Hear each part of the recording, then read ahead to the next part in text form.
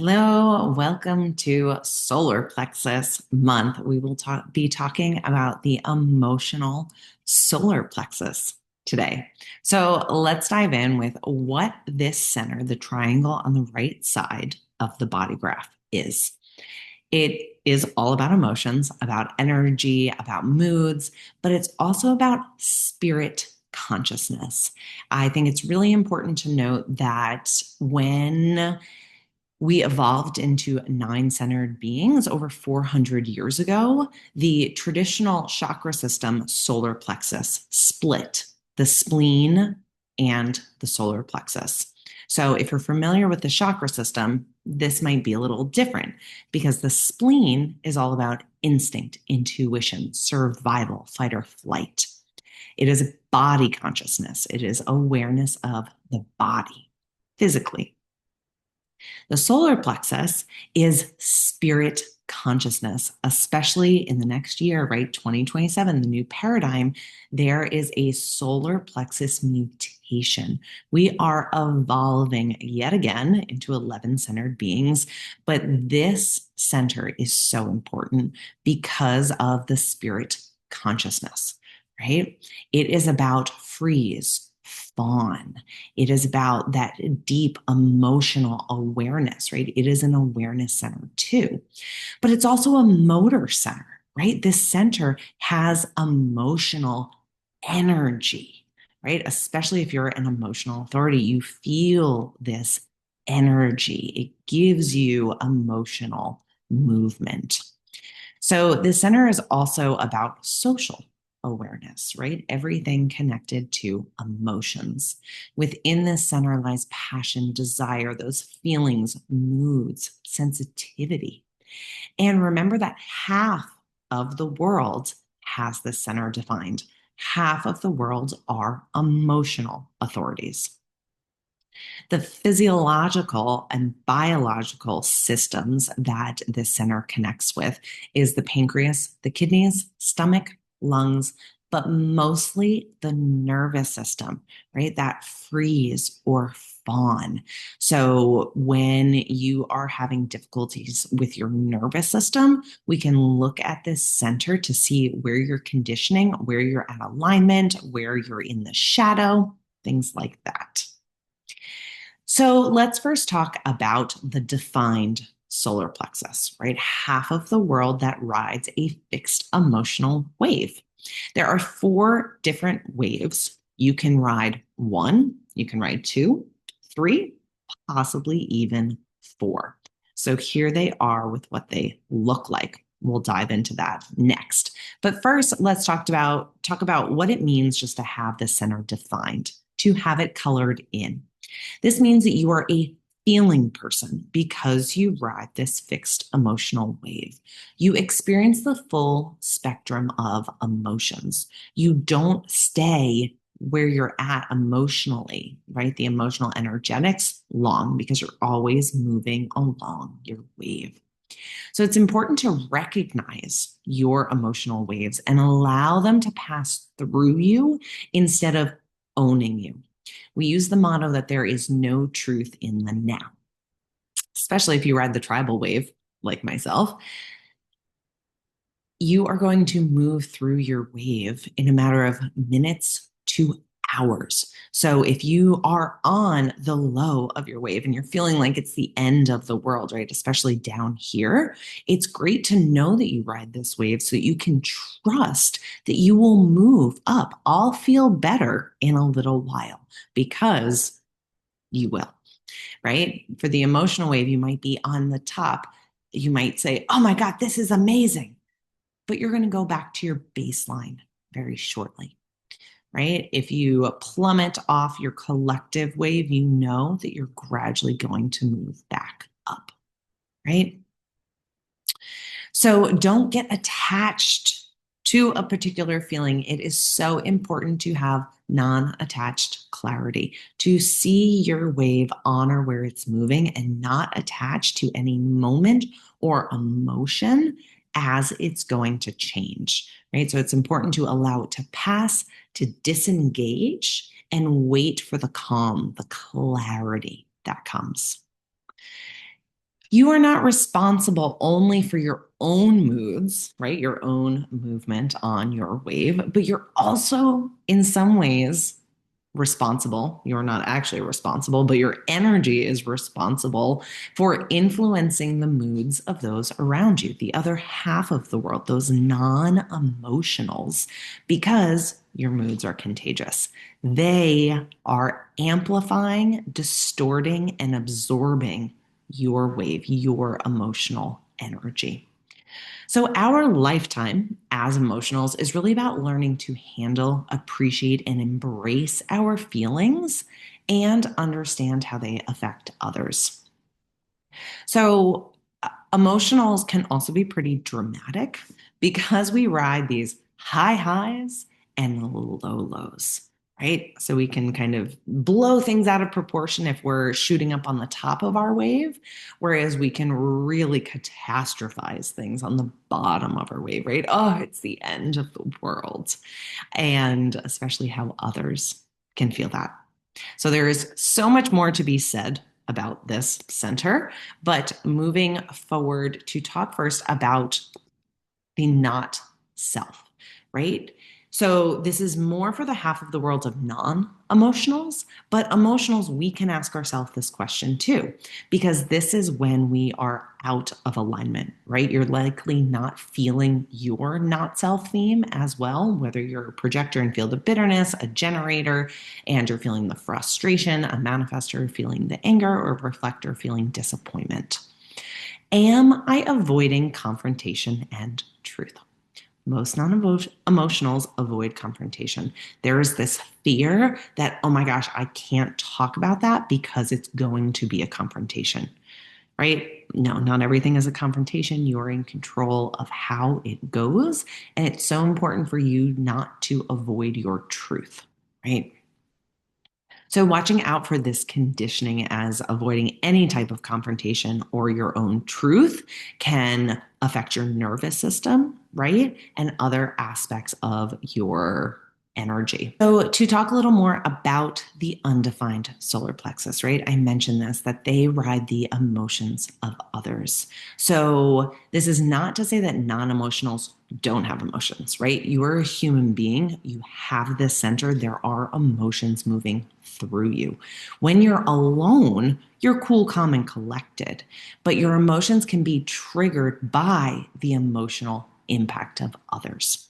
So the wisdom really comes, right, with the undefined centers. You're here to gain wisdom, whereas defined, the emotionals already have this innate wisdom, a bit of emotional intelligence already built in.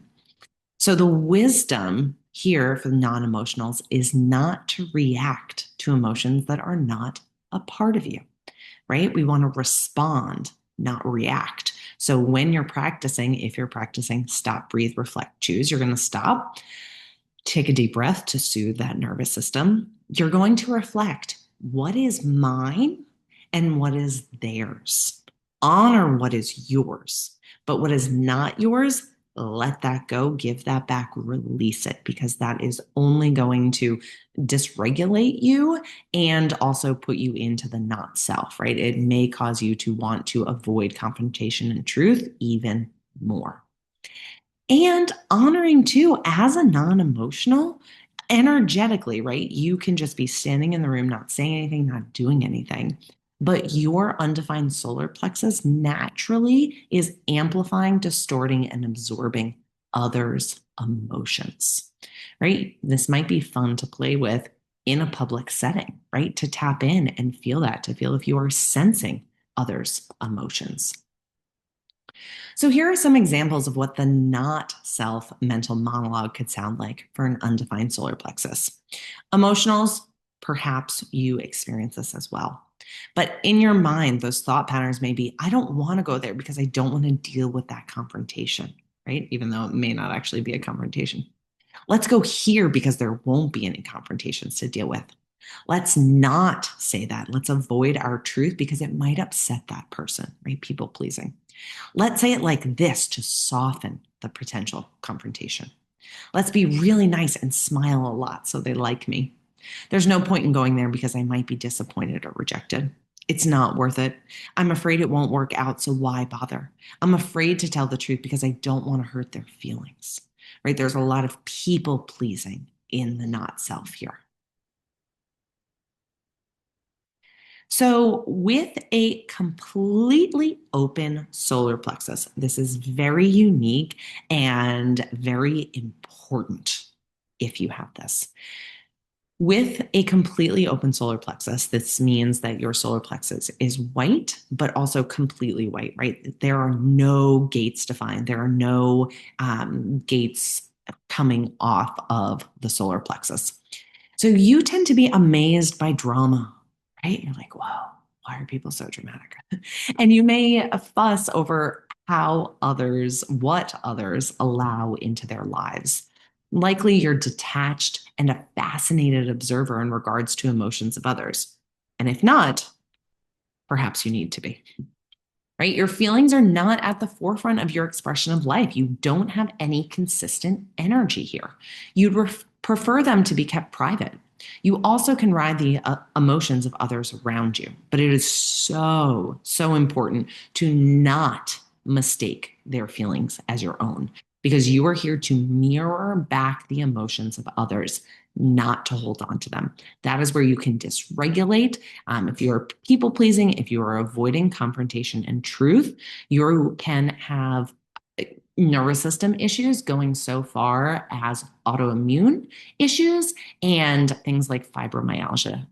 No, the majority of individuals with an open solar plexus have received that diagnosis because they are out of alignment. And as soon as they work to align and decondition, those things get a lot better. So really, for non-emotionals, right, the undefined solar plexus, you're really here to mirror back the emotions of others. Know what gates are defined so that you can honor that energy for yourself, but really, right, detaching, gaining wisdom and reflecting that back. What is mine? What is theirs?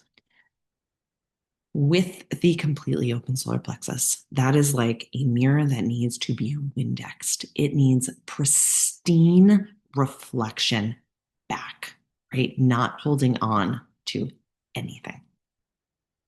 So, going through the gates within the solar plexus, gate 6 is the gate of conflict, of friction. The gift here is diplomacy. So don't fall into the shadow of conflict. Really find peace. If you are a non emotional with this gate, if you are a non emotional with only gate 6, that can be one of the most challenging designs. So you're really here to gain wisdom and not avoid that conflict because you can create intimacy, right? This is the channel of intimacy. This is the source wave that gradually increases. So honor that and don't be the victim of your emotions or others' emotions. Gate 37, this is the tribal wave, right? So there's really this sensitivity of knowing who belongs in your group, in your family, chosen family, in your friendships. So really honoring the equality here and giving into the tenderness. It is not weak, right? This is part of the emotional mutation that you are really strong in that tenderness, in that sensitivity to family and friends. You can create that tribe, right? The tribal circuitry, creating that togetherness. Also, an aspect of gender identity here. So that's something to keep in mind, especially depending on your G center identity definition. Then moving over to gate 22, this is on the individual circuitry, right? This is all about grace, graciousness, and openness, honoring that there is this energy where you're on your baseline and you may spike up and come back to your baseline or spike down and come back to your baseline. But watching others out for others' ungraciousness, whether it be their behaviors or anything like that. Then we have gate 36. This is the gate of crisis. This is on the collective circuitry, right? So for the greater good of everyone, of humanity. It's about the darkening of light. It really is about humanity, about compassion, not giving in to turbulence, right? They kind of increase up their wave and then drop straight down and then come right back up. So you can solve emotional issues, right? You have this wisdom, this awareness, but don't be victim to your vulnerability, right? The compassion is a strength. That is the essence here, tapping into being human and allowing yourself to be vulnerable and compassionate. Then we have, still on the collective circuitry, gate 30, the gate of recognition of feelings. There is a deep aspect of feeling here. Like your highs are high, your lows are low, and you need to deeply feel into that. So, if you do have this gate, or especially during this transit, allowing your time extra space to feel and just be with those emotions, right? They usually have a lot of information to share with us. So let it be light. Don't let it be too deep, too desire, right? If you really want something and desire it, lightness will really allow for that rapture, for it all consuming, and that deep feeling for alignment, right? For your signature theme. Then we have gate 55 back on the individual circuitry. This is the gate of abundance. It's the gate of spirit. It is all about freedom, right? This is the only gate that has the same gift and essence, being free, watching out for the shadow of victimization, drama, right? This is also called, well, referred to as a moody gate, right? If you have this gate, you are moody, you have the baseline, but then you shoot up and you're like, yeah, maybe you're a little manic, but then you come back down and then you shoot down, right? This is why emotionals can be misdiagnosed with bipolar, right? A whole other tangent that I can go on, because likely you're riding your emotional wave. So, with the gate of spirit, honor that you may be moody, honor your spirit and the generosity of spirit, allow for that abundance. Then we have gate 49, right? And in January, the majority of the transits, I'm sorry, February, the majority of the transits throughout the month are within the solar plexus, right? So it's great that there is Valentine's Day in February because we're really in this emotional energy. So, gate 49 is the gate of revolution. Rejection is more of the shadow theme, but it's really about changing things, right? This is an Aquarius gate. It's about altruism. It's not about reacting. Reaction is definitely the shadow here, where it's really about revolution in a tribal way, right? Like this is on the tribal circuitry, so it's about revolting to know that there's a different way of doing things, right? Gate 49 is my Mercury. I am an Aquarius, Sun, Mercury, and MC. So I love talking about, right? That's why my movement is there's another way. There's another way of doing things. Let's start this revolution to love differently, to be differently, to talk differently, so that we're creating a rebirth, right? From the revolution comes rebirth, that altruism. So lastly are the experiments. And if you have questions about the emotional waves themselves, let me know. So these are 7 experiments for the defined solar plexus. There's a, right, we've talked about the big difference between half of the world that's an emotional authority and half of the world that's an undefined non-emotional. So these are for the defined solar plexus, the emotionals. Observe your decision-making timing, right? This is your authority. You need to read through these, but you need to sleep on it. You need to wait for that clarity. If you don't have the clarity, it is not a yes. Maybe at all, maybe yet. So really observing your decision making timing and going back to,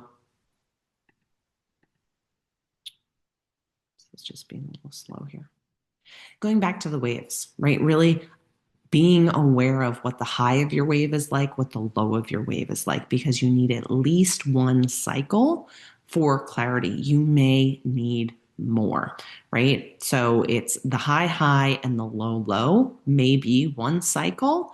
So for the individual, you start here, you go up, you go down, and then maybe you have clarity. Maybe you need another cycle.